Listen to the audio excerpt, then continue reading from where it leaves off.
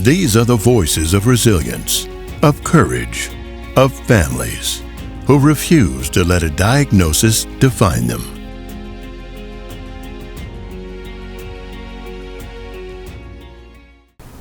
Hi, I'm Olivia. I'm a creative, a rare disease advocate, and a third-generation carrier of Adrenoleukodystrophy, or ALD. I offer a unique perspective in that I grew up knowing of my carrier status from a very early age. And because of that, I understood the repercussions of what being a carrier could have on a family. We believe my grandmother on my mom's side was the beginning of the ABCD1 mutation. She had 9 children, 4 of them being carriers. My mom was one of them. My mom then had 3 children of her own, all of us presenting different versions of ALD. Here's the thing, no one in my immediate family knew about ALD. It wasn't until my siblings and I were born that my mom found out she was a carrier, because there was no such thing as newborn screening for ALD at that time. As I mentioned, all 3 children had varying presentations of the disease.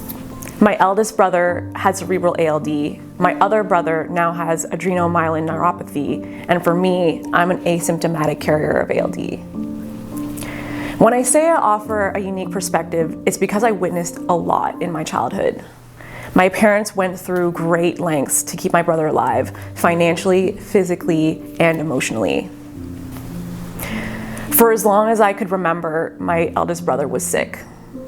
I remember him being bedridden without the ability to play. I remember many of my after-school evenings were spent going to and from Sick Kids Hospital to visit my brother. I remember the closets full of oxygen tanks and medical supplies because our house was turned into an ICU. I remember the kind nurses who became like family because my brother needed 24-hour care. I remember the resentment built up between my parents. I remember all the sounds of the ventilator, the heart rate monitor, the suction machine, the backup generator. I remember how deafening the silence was when my brother passed. I remember the pain that my parents felt, that I felt. I remember being 12 years old at his funeral. I wish I didn't have to remember. I wish I had a normal childhood with happily married parents and 2 brothers who I had strong bonds with. I wish I didn't have to go to therapy for uncovering all my suppressed emotions. I wish I didn't have the fear of repeating the cycle. I know technically there's the option of IVF or adoption, but that doesn't matter. The damage within me is so strong. The idea of having my own children, for a lack of better words, is repulsive. And let me be clear, I don't hate children, they're just not for me. Honestly, I always wondered why I hated my classmates when they acted disruptive and childish. I know now it's because I was jealous. They got to be kids while I had death knocking at our door every month, looking to take my brother from us, until he finally did. Adults would always say that I was mature for my age, and I thought that was a compliment until I realized in therapy that it meant I couldn't be a kid with everything that was going on in our household. I also saw how much of a burden my siblings and I were to my parents. I can't explain to people how difficult it is to feel guilt for being alive. My parents sacrificed so much for us, and for that I'm grateful. But when I'm asked why I don't want children, how do I explain the lifelong trauma that impacted my family due to this rare disease? Why do I constantly need to justify my decision to be child-free? What I struggle with the most is with having to navigate the healthcare system with my diagnosis. Whenever I have a follow-up with the metabolic clinic, they always ask me if I'm thinking of having children given I'm childbearing age. But it feels disheartening when I have to say no over and over again.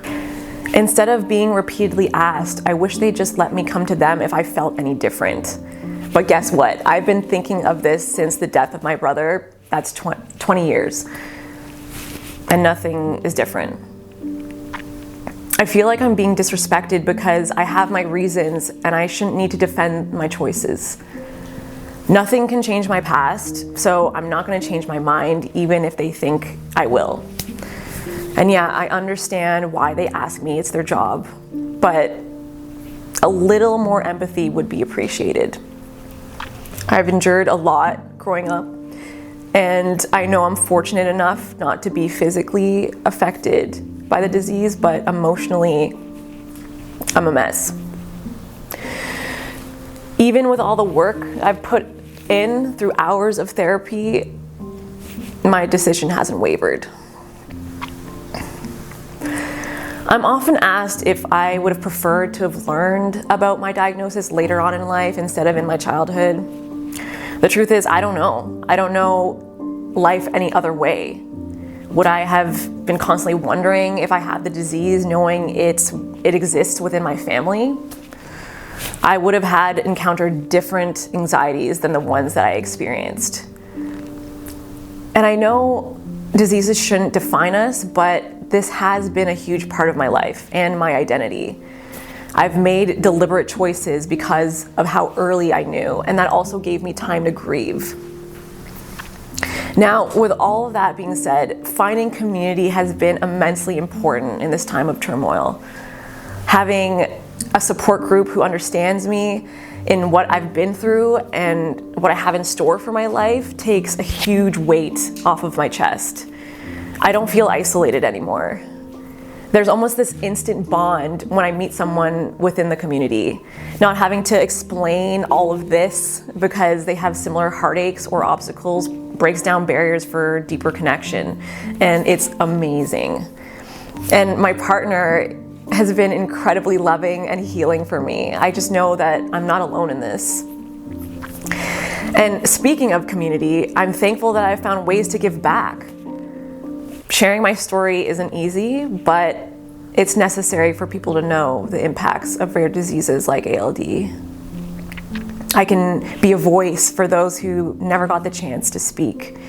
And I may not be physically experiencing symptoms, but I'm fully committed to giving support to those who are and their families. I will always be an advocate on their behalf. On top of that, I find it fulfilling that I can use my creative skills to elevate brands in the rare disease space through design and marketing. Plus, all the various fundraising initiatives I've organized and participated in to collect funds and spread awareness. I love that my contributions can make a difference. I want to make my brothers and my parents proud of the work that I do. With every day that I'm still here, I hope to make the world a little better. Thanks for listening to my story. I'm Olivia, and I'm proud to be rare.